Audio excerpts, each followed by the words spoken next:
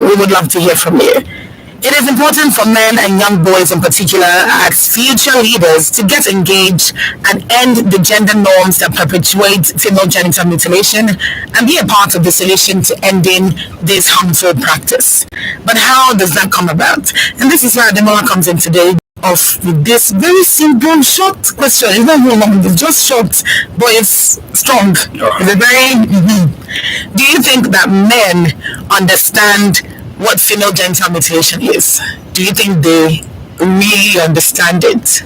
Okay, yes. Short question. I told you. Men do. It's just the same way women do. Men also do. We have some percentage of women that doesn't really understand what female genital mutilation is, and also we also have in men. So until you get informed, the level of ignorance will still be there. So those that are informed, also they are aware. Yeah, but I understand what you're saying. I understand it, but do you think that they really understand not just what it is, but like the effects of female genital mutilation on the young baby, on the girl child? Do you think they really get it? So I will also, because the on the girl child, do you think they really get it? So I will also, because the female genital mutilation is rooted in culture, and whatever I want to look at our environment, our immediate environment, let's say the Southwest, and okay. I will be trying to do some little code missing, and just to make word understandable for our listener.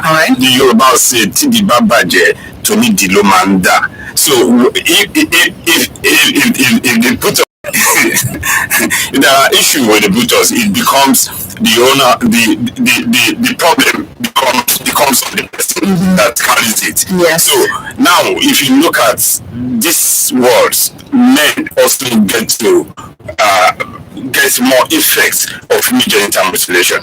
For instance, if I get married to a woman that has been mutilated, and the effect of mutilation is shown forth in her or on her. For instance, if I get married to a woman that has been mutilated, and the effect of mutilation is shown forth in her or on her, and obstructed labor. That is my own pain, because as the husband in that case, he comes to me. I'll be the one. I will only be the one that will understand the pains, even more than her, because at that stage she may not even understand what is happening to her anymore. It will be who is still feeling it. So I will be the one that is feeling the pain more. So men does most of the time. That is what I would say. Now your code mixing now scatter everything, but it will not scatter. I'm still here. It will not scatter it. Okay, so since you've given it from this particular perspective now, I can relate to this. I think anybody listening can relate to that, because now you're not just talking about it from an outsider man point of view. You're talking about it from a man who is with somebody who has been mutilated and somebody who experiences this kind of pain on practically a daily basis, actually. So I can relate to that. But I ask you, their wives or daughters you said that FGM affects these men, particularly because their wives or daughters, mostly wives actually. Mostly wives, yes. But do you think they are comfortable with speaking out against female genital mutilation? You think the men? Yes. Today it's all about the men. It's all about, you just be men, up and down. It's all about the men. You see, this society is also divided into two. Men and women. Both men, I mean the men in society. Okay. We also divided them into two. There are some that doesn't even care what happened to anybody. But there are some that really cares about what happened. So men, most of the time, also go through this and they understand what it is. And they really want to talk about it. Why some believe in that culture? That is our culture, no matter what she's going through. That is what a woman should go through. They have made it in such a way that every woman also grew up to think that this is how I am made. They must go through pains. So, the culture as they are growing up, you are putting the culture in them, and they are believing it as they are growing up. That okay, women go through this pain. Okay, if you don't experience this pain, you are not a woman, and this and that. So those men may not care, may not even. When you are talking about, they just say you are not saying the truth. But the men that really understand the pain, that really get to know it, they care and they want to talk, and they are talking every day by day. Okay, so let's link both now. Yes. Let's link men that you say that don't care, and then the ones that do, the ones that care, the ones that care enough to speak out. Yes. Do you think that there's any middle point? And by that I mean men that care, but for some reason they're intimidated by the culture, and by culture I mean the large amount of men out there who still think that it's normal. Do you think that the men that care and want to speak out are intimidated by the number of people out there who still think it's normal, and so they would rather not? Do you think there are cases like that? Do you think there are men out there like that? Yes, there are. And what's really in that case is because most of the time we took religion into culture. So what? Hold on. Okay. Hold on. Which one is religion into Okay, so some people believe, your beliefs most of the time you take it to your religion, and I have seen a man that was telling me that it is in the Bible to mutilate. I have seen a religion leader mutilate the girl child. Mutilate the girl child. I have seen a religion leader, an Islam religion leader that is telling me that it is in the Quran to mutilate. But when I ask them, please open the verse, let me see it. So I will just tell you, I will not even talk about it again. But to date, they have not been able to open it. Some of them decided to open where God asked Abraham that circumcised the male child. So they couldn't show me where it mentioned the female child. So most of the time we bring in our religion into our culture, into our religion. So now if you are in a religious settings, most of the time you listen to what your religious leaders, especially at this part of the world. That's true. We quickly listen, we quickly accept whatever they are saying. Even if the Nigerian government say this is a law, you must obey. You will first go and ask your religious leader that should I obey. So when they say no, don't obey, that is rubbish. You quickly follow your religious leader, not knowing that law also banned that religious leader. So exactly. So you're not saying why it is complicated. Sometimes some of them listen to their religious leader, so they may not be able to talk even when they want to talk. When their religious leader said it is in the Quran, it is in the Bible. Yes, we must mutilate our girl, because if we didn't mutilate them, this is what happened to them. So they fall in there and they may not be able to speak out. I hear you. I really hear you, and I'm hopeful that this particular trend is something that will die out with time. But no, what is the link? Because trend is something that will die out with time. But no, what is the link between and patriarchy or male dominance, particularly in Africa? Now, I know female genital mutilation applies a lot even in other climes, but specifically, there's a level of male dominance that people understand as cultural. And ladies are taught to like the man because the men are the ones who provide. Those are some of the cultural beliefs that are ingrained in us right from childhood. So what is the link between female genital mutilation and this patriarchal setting or this setting of male dominance? Okay, I will speak with my experience. I've had the privilege to work in most of the states that has very high prevalence rate of FGM. So and I'm coming up with what I've listened, what I've seen in this area. So some of the community and the society also believes that if a girl is not mutilated, or a woman is not mutilated, that woman should be taken behind, should not be allowed to say anything until she's mutilated. I will not mention. I know of a community that if a woman is not mutilated, if he gets old even to 100 and die, they will not bury her until they mutilate her. So we have all in Nigeria. Okay, I know you say you will not mention. Yes. But even in southwest Nigeria. It's mostly in the southeast and south.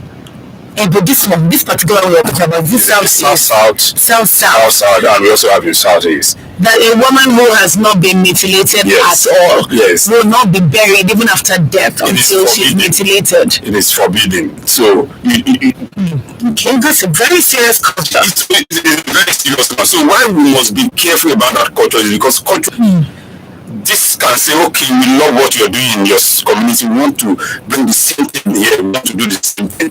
So these are one of the major problems that we're also encountering when we talk about free genital across. So these are issues that we must, the way it's in the Southwest, let me use the Southwest for instance. Yes. We have Oshun, Oyo, and Ekiti State as one of the states, the state that has very high prevalence rate of FGM. There is a community in Oyo State, and that is about the survey in 2018 is talking about 98%. That means among every 100 women, you find about 98 of them have been mutilated. So very high rate of FGM. So when you find yourself in these settings, whoever is not mutilated, they ask you, just tell this person you are not mutilated, and you can't say it. You have to lie that you have been mutilated, because you're not mutilated. They have a lot of things to talk about you. Number one, you will be very promiscuous because you're not mutilated. So everybody wants to run away from you because that's what they believe that you are. Because of the promiscuity, that if I marry this lady, so everybody wants to run away from you because that's what they believe that you are. Because of the promiscuity, that if I marry this lady, she will just be going from one man to the other. So let me just leave her. So there is this discrimination already among friends, among young people as they are growing up, and they understand that this family doesn't mutilate their children, so they want to run away from them. Our awareness in the last few years, what you're doing, what everybody are doing, is already taking over that beliefs gradually. So we are moving gradually, we are getting there. People have started asking questions. People have started going back to their parents and ask them, why you tell me this is a culture, you believe in it? Okay, why did you believe in it? What did it tell you about it? What did you know about it? So the man will just say, that was what my father told me, or that was what my mother told me. Okay, go and, if your mother is still alive, go and ask. There's no any answer. So I come to the conclusion that it's just a selfishness of some folks to say, okay, let us mutilate these women.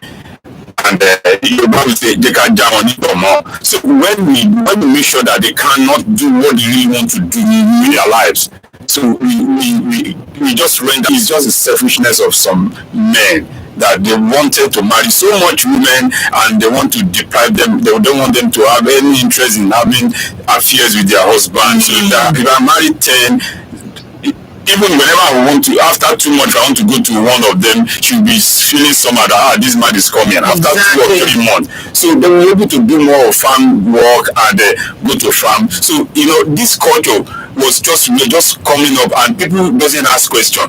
Just call that, okay, this is what everybody is doing, let me also do it. And it keeps going. So that is one of the problems, and it's causing a lot of discrimination in some very rural community that they are yet to get more information. That's very true, and I can see why that's the case, because again, we've established here on the show several times that there's no affiliation with. There's no specific reason. You cannot pin it down to say this is the reason why people mutilate girls. You can't, because for everybody keeps saying, oh, it's what we know. This is what our parents taught us. When you go ask our parents, and that is what our parents taught us. You can ask them, even though they're in the grave, that is what our parents taught us. And at the end of the day, it looks like, so nobody even bothered to say, okay, why? The only why is that's what that, as African children, we are raised to obey our parents. So anything they say, even if they say, if you go there and they will mutilate you, you have to stay there. Yes, man. Yes, sir. And at the end of the day, that's why we're where we are today. So I'm grateful for advocacy like this, because it helps people to open their eyes. I mean, I can imagine 98% in a particular community. That means there was no female in that place that's not mutilated. Yes. Okay. All right. Now let's talk more about how we can further this movement. Okay. Now, why should men be involved in the advocacy against female genital mutilation? Okay. So now Now, why should men be involved in the advocacy against female genital mutilation? Okay, so now let's look at two things. And who do we think in this part of the world, who do you think that take the lead when it comes to religious and culture? It is the men. So those are the people that we will be. You see people hardly go to a religious center that women or a woman is the leader there. So everybody will be men. They will say, okay, you're a woman, you're not supposed to be a religious leader. You're a woman, you're not supposed to be a traditional leader. So even when they made women traditional or a woman a traditional leader, it's just for a temporary time. They call they just stay there for anytime we get the original king. So it is men. So men take more of the decision at the family level. And mutilation happens at the family level. It happens at the community level. So at that level, it is men that take that decision. And people that we call unequal, most of them are men. We just have few women among them. Yes, their major work is to circumcise the boy or male. But eventually they discover that it's more lucrative to circumcise the female. So they started doing it. A lot of people, okay, for reasons.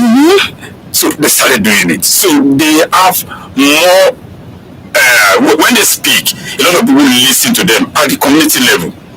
If the traditional leader said, in my community, anybody that mutilates, we will ban that person in this community. A lot of people will say no. Even if they want to do it, they will have to hide somewhere or go to another community to get it done. But hide somewhere or go to another community to get it done. But when the female comes to and say, if you mutilate here, people will just say, who are you to talk? So, and that is what this society is saying. So the society recognizes men more. So that is why the voice of men will make more meaning in the fight against female genital mutilation, because it is rooted in our culture. Absolutely. That's 100% true. And I appreciate the explanation, like the way you've put it. I think that is absolutely, that's 100% true. And I appreciate the explanation, like the way you've put it. I think that is so simple positions that even men respect these men that are in these positions. So let alone, of course, if you're a man or if your father or your brother, it belongs on you as the woman to equally respect the person. So if the person is in a position of it, like a traditional ruler or a religious leader, as you've said, automatically that person stares a certain level of respect from the people.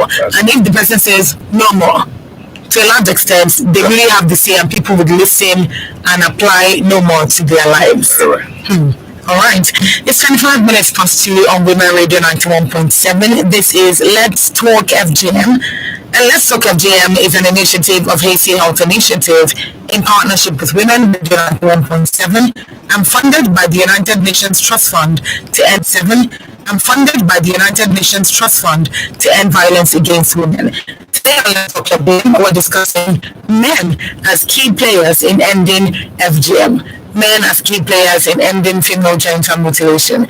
If you have questions, if you want to 07009 17917 You can also send in your text messages or WhatsApp messages to 0703 175 6537. This is still Let's Talk FGM on Women Radio 91.7. It's the bomb, baby. Yes, baby. We're bringing it to you live. This is Human Radio 91.7. Mama Dora, bring Dora, come on. Mama Dada, don't come circumcise her. You want circumcise your pikin? You say the nation, everybody don't know say circumcision no good at all. Now you want destroy your pikin life. Mama Dora, you know say person wey pay somebody to do circumcision, and person wey do circumcision, now of them go prison wey fit reach like 4 years, and dem fit still even pay 200,000. If you say they do circumcision, you go still go prison for like 2 years and still pay like 100,000 fine money. You sure tell my family about this life first message to arrest you. Wetin dey do no good? You no circumcise Dora again, eh? Papa Dada, carry your yama knife comot my house. Only self go report you. Wetin dey do no good? You no circumcise Dora again, eh? Papa Dada, carry your yama knife comot my house. Only self go report you. Circumcision no good at all. As e dey cause plenty health palava for girls' body. My people, if you hear of one circumcise any girl, sharply want to law enforcement person near you, or make you call 0812 167 0069. Female circumcision circumcision no good. Make we join hands stop am. Na HACEY Health Initiative to stop court project wey dey funded by United Nations Trust Fund to end violence against women. Bring una this message. Women's Radio 91.7.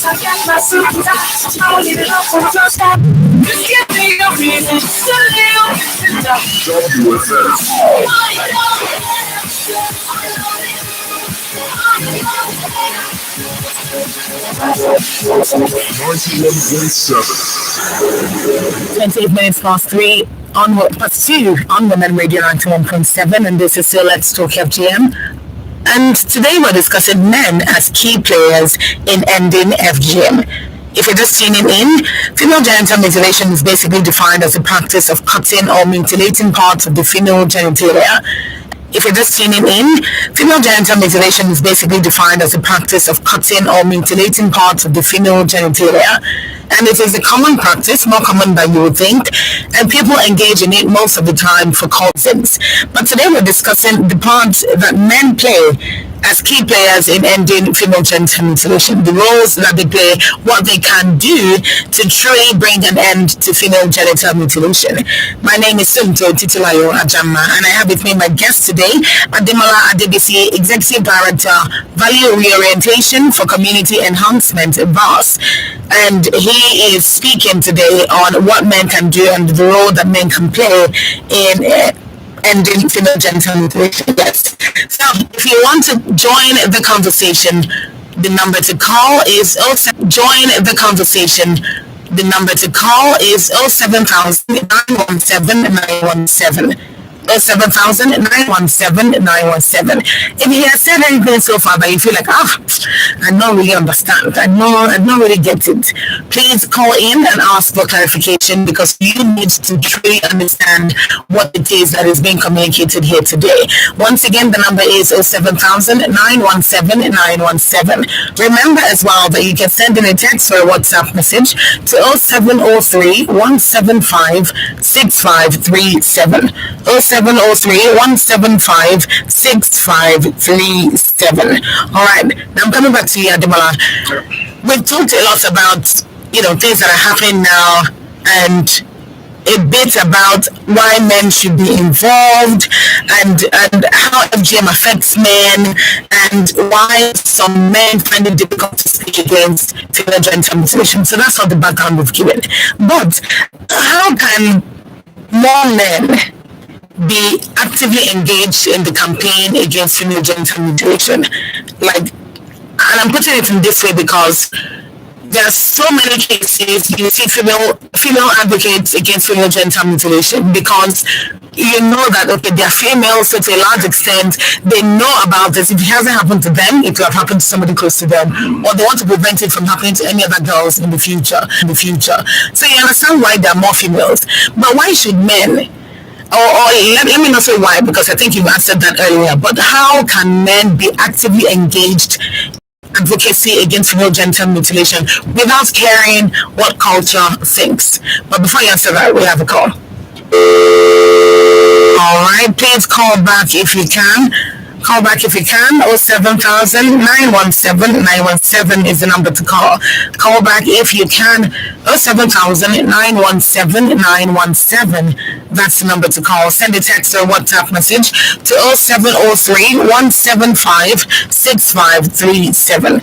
0703-175-6537.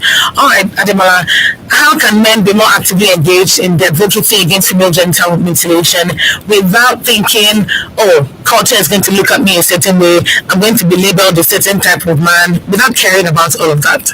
Okay, like what we're doing now, my first time of in 2014 when I joined this campaign to like what we're doing now, my first time of in 2014 when I joined this campaign to end FGM, I also heard it somewhere, so I was asking, what is FGM? It was so new to me that I wasn't expecting anything like that, so I was asking different questions. I'm sorry, let's take this call, please. Please go ahead. So I was asking different questions, that what is FGM, and So I was invited for a program. I was there, and a young lady that we went together, I took her there, we went together. She was working with me, and started after the training, started sharing her experience. So I was looking at that, are you joking, or what is your problem? You that we came together. Yes. So she was saying that she has always been feeling pains, but because of this, the female folks sometimes keep this secret to yourself, and if it is a man, say, hey, my guy, there's something happening to me. But she was going through that pains. She always have this difficulties in urinating. So whenever she enter into the longer time, because of the pain. Yes. So when she's also menstruating, there is a lot of pain, and there is retention of blood, because she was in the hospital and the doctor told her. I was hearing that for the first time. I've known her. She has been a volunteer with me even when she was in school. So I've known her for like more than 10 years. And for the first time, I was not like, and I called her after that. Are you sure what you're saying, or you're just kidding? Say, bros, let me not tell you my story. I just say it a little. I can't say everything. Everything. So then I felt, okay, this is what we should also look at. Add more sensitization. How do you bring more people in and let them know? So we started sharing stories. We started with stories, and she was sharing her story. We write a lot of stories on social media. People ask questions, and they say, people doesn't even ask if we are doing anything again in our office. They just say, please, I want to come and volunteer on social media. People ask questions, and they say, people doesn't even ask if we are doing anything again in our office. They just say, please, I want to come and volunteer and work on FGM. So when you do more of awareness creation and let people see the pains, I think a lot of people will join. We have a lot of king today that put on FGM jackets. HACEY has done the same thing in different communities. You see them putting on FGM jackets. Some of them are even champion on FGM in the community because they've listened to different stories. They've heard a lot of things. One day I was in the community, and an elderly woman, the king was saying, no, the FGM is not. And the woman said, can I talk? That we have kept this thing too long. We just try to tell our children that it's the same thing. That is how it should be. You feel little pain. Exactly. The pains that I've been feeling during childbearing to date is too much for me. Let's speak. These people are saying the truth.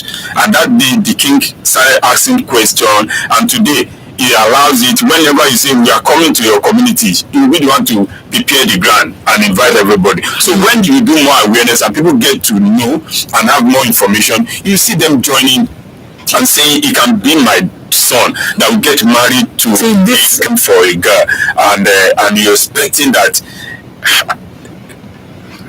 Okay. Maybe you can.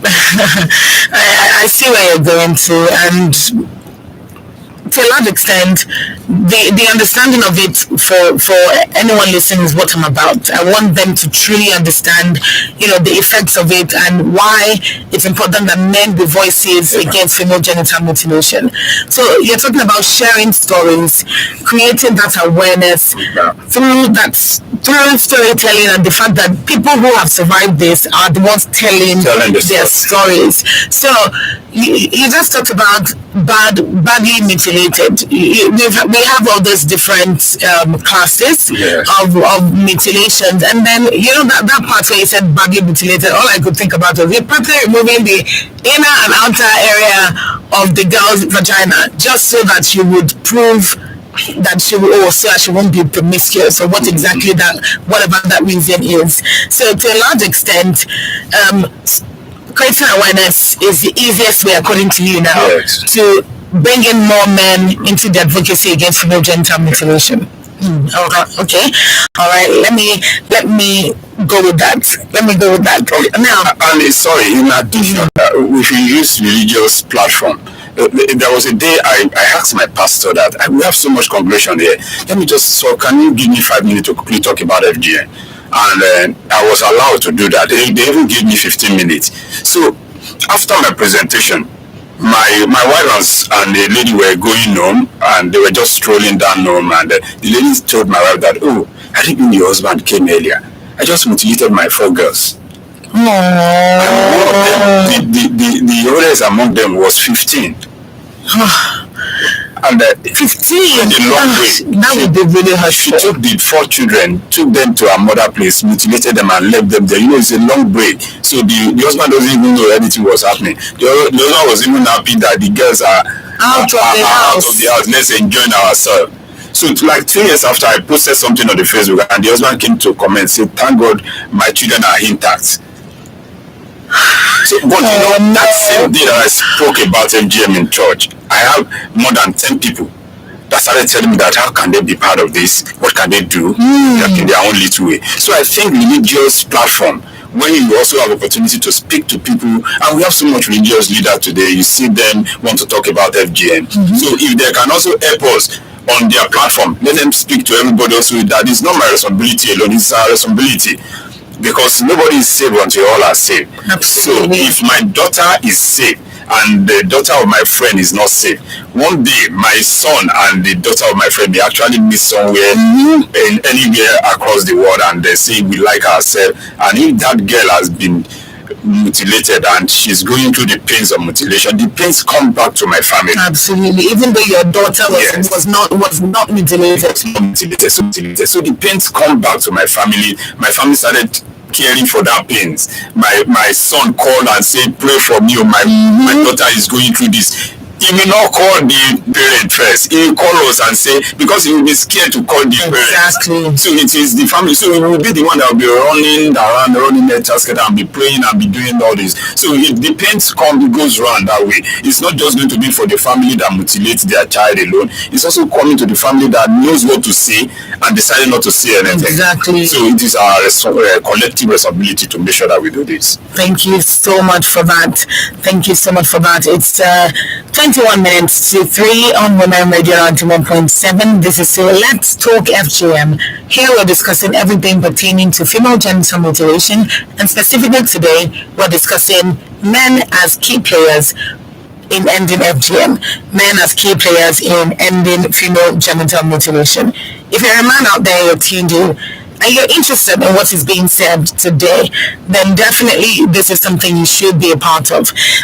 Towards the end of this show, I will definitely read out a number that you can reach out to, and a website that you can also reach out to and get more information on female genital mutilation in general. So, do you think men experience any challenges, Adema, in speaking out against female genital mutilation? No, I don't think so. It's just that they don't want to speak. Most people that doesn't speak, they just don't want to. They just feel like, I was on a radio somewhere, I think in Oyo State, and somebody called in and said, "Oh, what you're seeing is lie." And fortunately for me, a survivor was there sitting there with me. Sir, what is the lie there? Because I'm a survivor. You can talk to me after this call. You can see me. Let me show you that I'm a real survivor. So the man kept quiet. Of course he did. He kept quiet. He waited for some time after a angle, and a few minutes after he called back. He said, "Is that the one that called now?" So I'm not trying to say you're saying you're lying. I'm not trying to say that.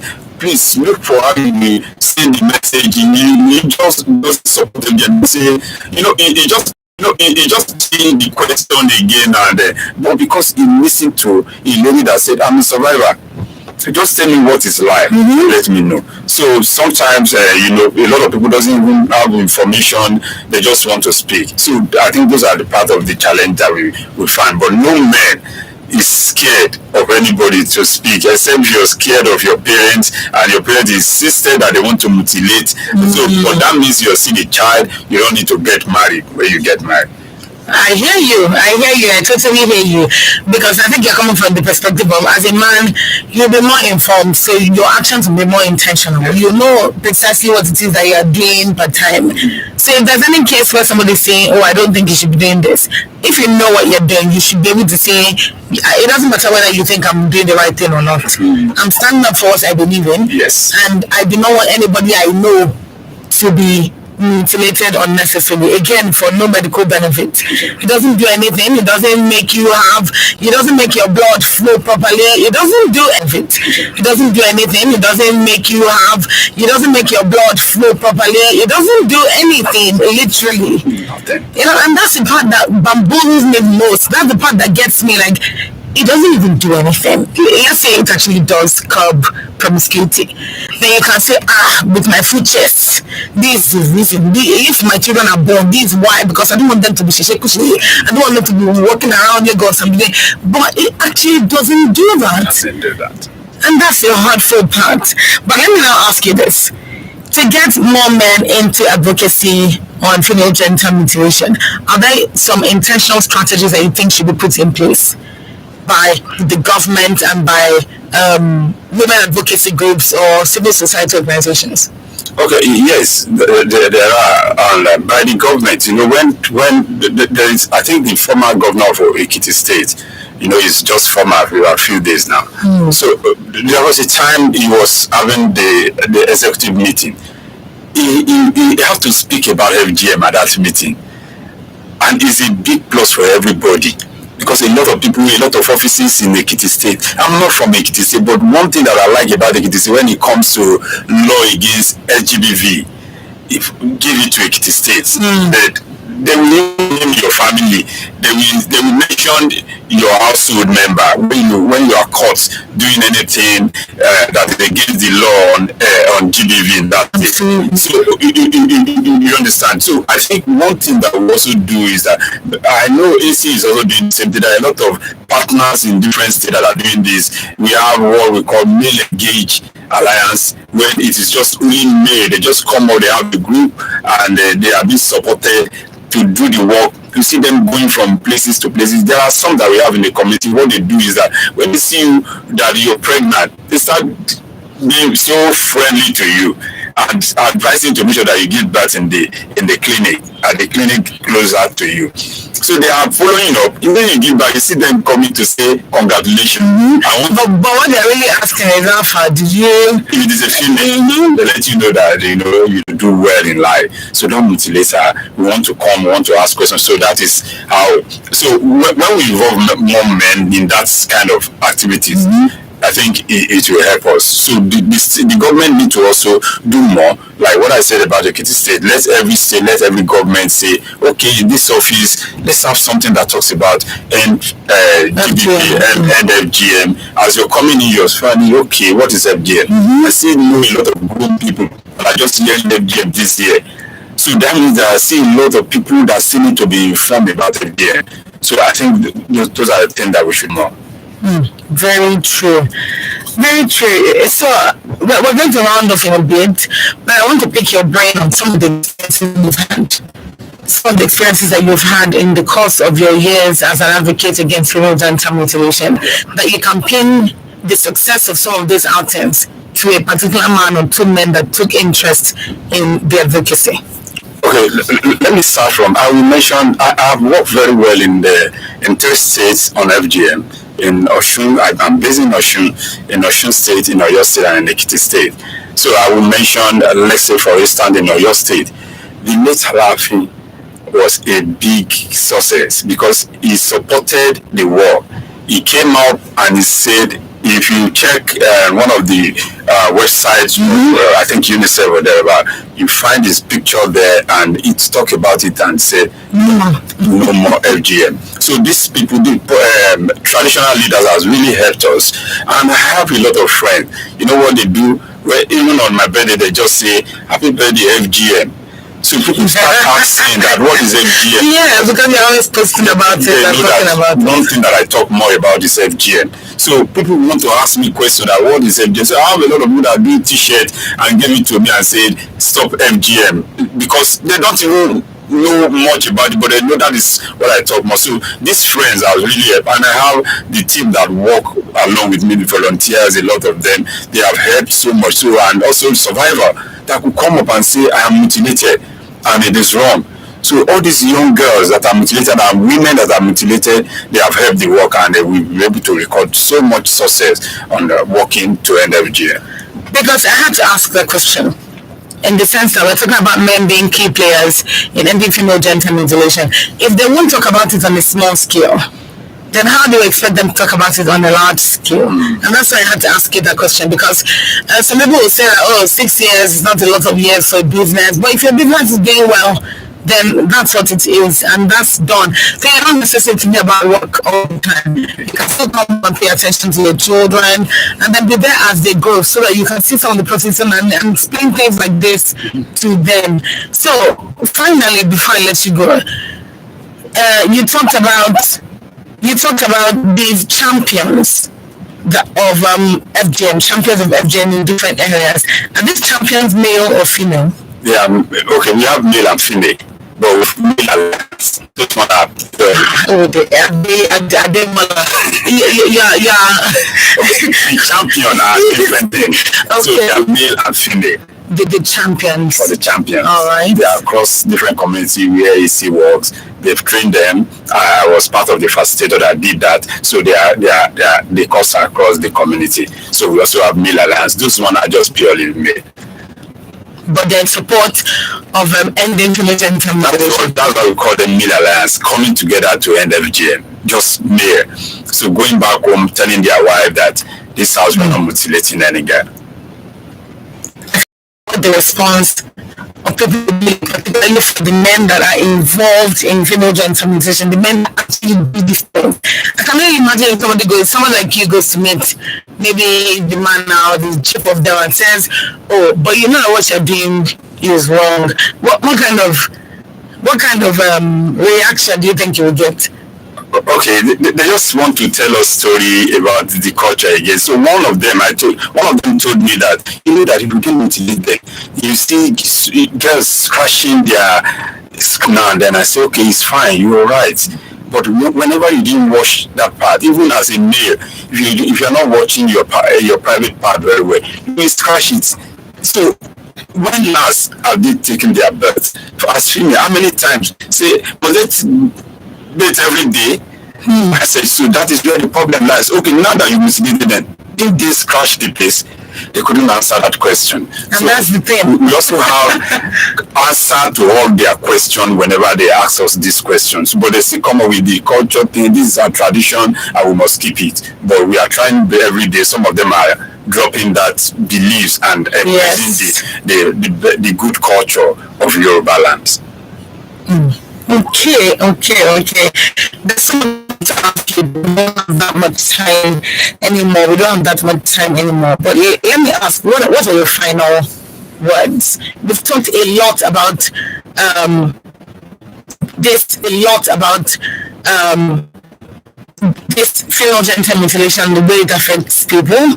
The topic is men as key players. So you already understand that this is centered around the men. Yeah. So in what way would you say that men face pushback, particularly young men, pushback from older men who they want to talk to about ending female genital mutilation that they do as a business, or they do because they're hired to do it? Young men particularly, how do you think that they can communicate this to people in a way that they can draw more men to join them without any of the insults of older people, so to speak? Yes, most of the time is the government policy that also helped.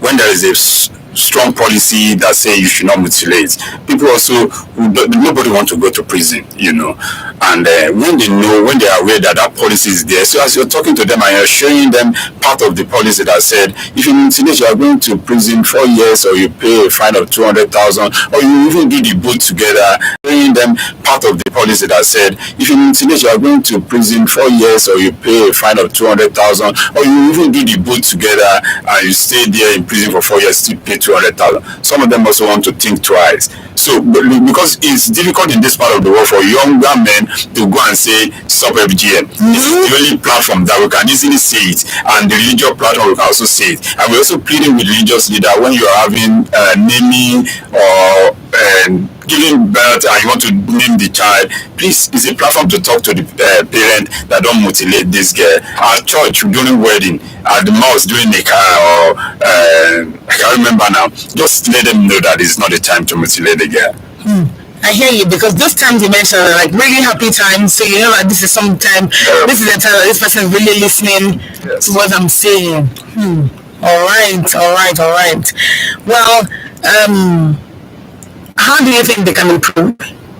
The men that are already advocates against female genital mutilation, how do you think they can improve on that cause, on that genital mutilation? How do you think they can improve on that cause, on that evangelist message of let us stop female genital mutilation? How well do you think they've done? So they can improve by getting more knowledge, get more informed. When I started, I wasn't like this, so I also read about it, ask more questions. Some questions look so stupid, but you want to know, so that when somebody asks you that question, you can have answers for that person. So ask more questions, talk to people about it. When you have I have about 3 survivors that works with me, so sometimes I just call them that. Sometimes, what are the things that you feel? Just talk to me, share knowledge with us. So it's so easy for us to answer questions when people ask those questions from us. So that has been so helpful. All right, I like the way you rounded that off, because to a large extent, this conversation can go on all day. We'll just keep linking from one side to another, one side to another. But there's one last thing I wanted us to address a bit, which is the ignorance of people based off of their religion in culture. That ignorance, and for me, I don't think it's an ignorance of information, because a lot of the time those people, you can say that they know that it's wrong, but they're still doing it. So what are some of the ways that somebody can go from understanding that it's wrong and still doing it to understanding that it's wrong and not doing it and advocating for others to do it? So what we do is that the storytelling thing that I talk about, when the survivor come up, and we have elderly survivor as well. I have a woman that I always call to come on the future on programs. She has our children are even giving birth presently, so she shared her experience, what really happened. So a lot of people say, so this thing happened to you this way. She said, yes, these 3 children are not my first and second child. I had first one that died because the ignorance, they were saying, oh Lord, they confess so nobody want to go into CS, nobody want to do anything. They just say you must labor and give birth to this cell. So these are big problems also that we are experiencing presently. Everybody feel that, so I think that you are mutilated, that the lifetime minora majora, everything is having problems. So there is no friction, nothing is moving again, no any lubricants again in the private parts for the open. So, and you are still saying, Ọlọ́run dey confess big bed. Ọlọ́run tó ní kọ́dá bọ́ ṣe máa fi ọ̀bẹ ṣe kìíní fún yàn ó mọ̀ nípa ẹ̀. So it's good that we have more knowledge, and God help us, we overcome FGM. Thank you so much. Thank you so much, Ademola. Thank you so much for joining us on Let's Talk FGM today. I think it has been simple, and everything you said earlier on. So this types of conversation is interesting that we have them, because at this point we need to get into that point where when you hear FGM, you don't need to think about it too much. You're wrong. So thank you so much again for coming in, and thank you for your input. Thank you. All right, thank you to you as well for being with us. Thank you to you, our listener, and this is what we call it a wrap on Let's Talk FGM today. Wednesdays, 2 p.m. is the time. Women Radio 91.7 is the place, and you can reach us. You can reach us on 07000-917-917, and you can talk to us on whatever it is that you want to talk to us on as it relates to female genital mutilation. Yes, let's join hands to stop female genital mutilation today. And if you want to report cases, you can do that on 0812-467-0069 to report cases of female genital mutilation. 0812-467-0069. You can get more information on stopcut.hacey.org. Stopcut.hacey.org. Thank you very much for tuning in. Let's Talk FGM is an initiative of HACEY Health Initiative in partnership with Women Radio 91.7 and funded by the United Nations Trust Fund to End Violence Against Women. Thank you very much again. My name is Symptom Titilayo Ajama. Good afternoon.